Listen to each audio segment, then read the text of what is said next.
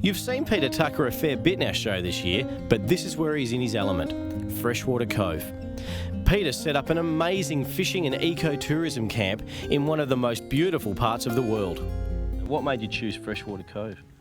Oh, a number of reasons, Steve. But good anchorage and access to great fishing spots 20 minutes away in the boats.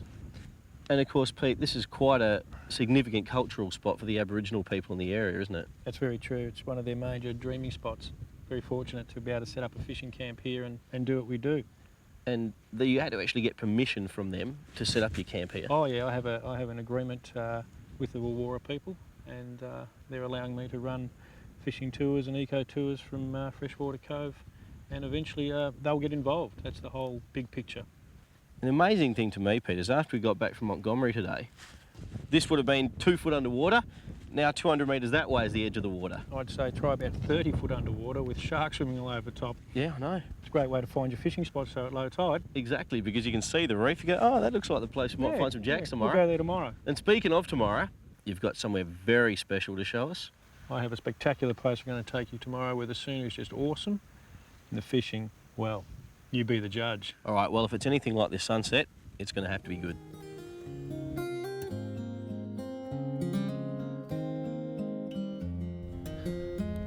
The place Pete wanted to show me is called, or should I say he calls, Dick Dock Creek. Now, I thought that this was an Aboriginal word for the area, but no. Pete calls it Dick Dock because one of his favourite clients caught his first big barra there, and he was a doctor. A doctor who specialises in a certain part of the male anatomy. Enough said.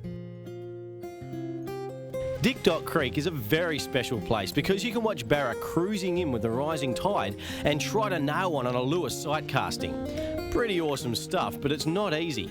After some work, Pete finally had his chance. Come on. Yes, Pete, you are a champion. Oh!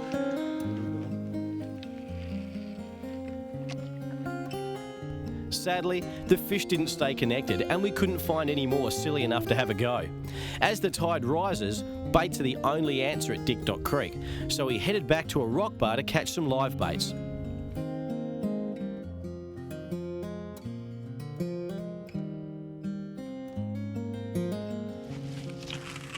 Right there, Pete, right there. Stack of little queenies, I think. Whoa, look at that, look at that, look at that!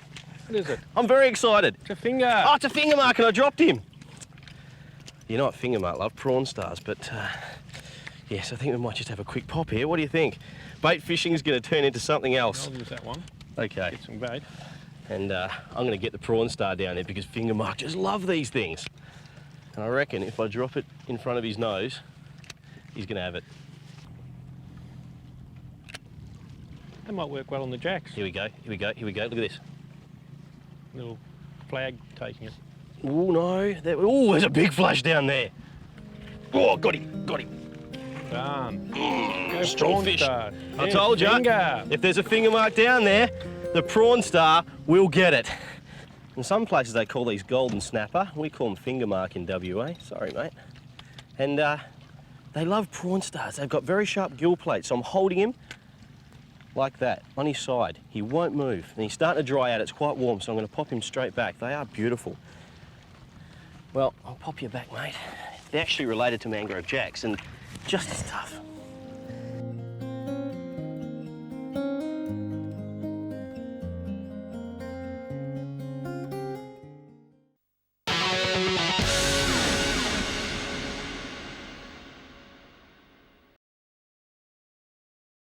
Pete, you've got a prawn star now too. I have. And you've never really used these up at the camp, and a lot of people haven't. I have faith in them. Well, see, I was the same before I used them, and then I started using them, and once I learnt how to use them properly, my goodness me, I've got the ultimate amount of faith in them now.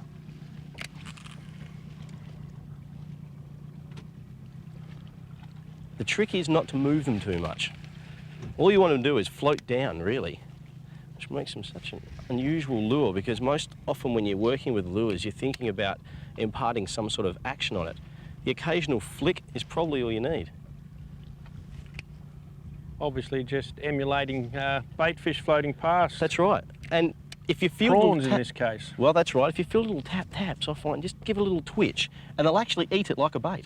Mm-hmm.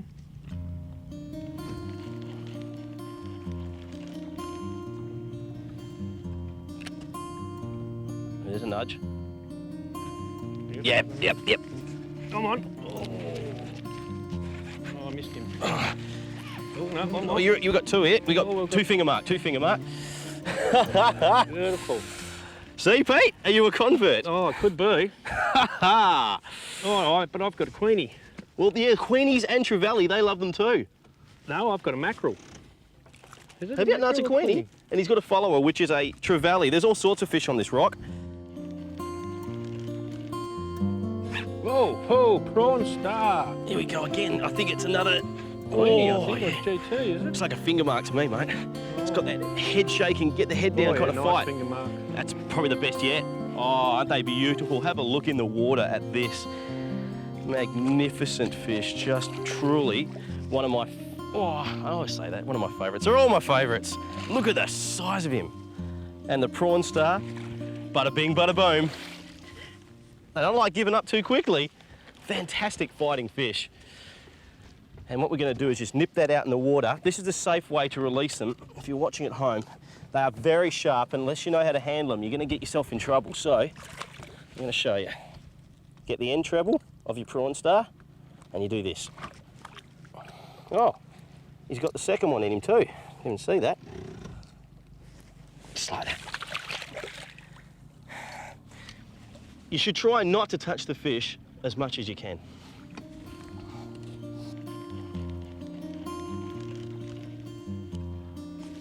Oh, Pete, this could be the one so far. Oh, he's got some guts. I reckon it could be a trevally. If it's a finger mark, it's a good one. Got colour. Can't quite see what it is yet. It's big. Oh, yes. Oh, Nice yes. finger. Oh. Oh, now, Pete, you did tell me off camera you wanted one for the camp kitchen tonight. I certainly do. Is this the one? He'll do. He'll feed us all. Have a look at that for a finger mark on the prawn star. Woo! That's insane. You on again, Steve? I am. He just sucked it down like a bait. Oh, you've converted me. I converted myself even more, I think. And, oh, there's so many with it, Pete. You got a lure on? Yeah, I have. Drop it down now. Big Drop mob. it down. There's heaps with him. Just drop it right down here. I'll drop him down a bit further. Just get it in here. I think you might pick up one or two. I only want one. Well, there's two hooks on there, you never know. Look at him, look at him. Right there.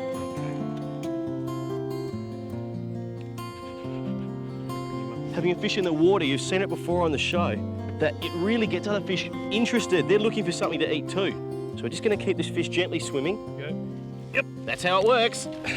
Oh, You dropped him? No, That's- he's he's back got him in. that time. Now I can release mine and go in again.